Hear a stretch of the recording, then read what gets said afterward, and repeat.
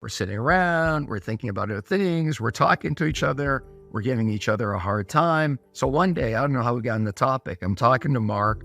I think I was going through a really big deal. I wasn't sure if we were going to win. It was one of those deals like, oh my gosh, if I get this deal, it'll change the entire trajectory of my company. It's going to make us way bigger. Every entrepreneur out there knows there's always that one deal. So I'm nervous about it, and I turn around to Mark. I'm always picking his brain. By the way, if you're sitting next to somebody who's more powerful, has more experience, is more successful, pick their brain as much as you can.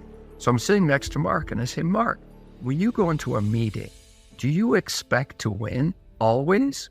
He's like, yes, 100% of the time. And I'm like, well, what if it doesn't work out? What if you lose? What if you risk too much? Blah. And you know what he says to me? No, it's going to work out.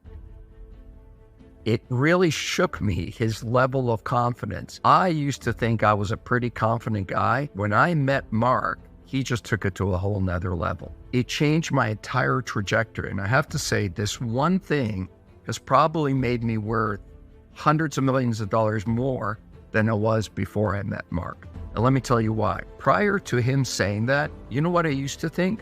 I used to go into a situation and say, gosh, I hope it works out. But if it doesn't, I'm going to protect my downside. Mark has no downside. He always expects it to work out. If I'm being honest with myself, I didn't expect it to work out. I hoped it worked out.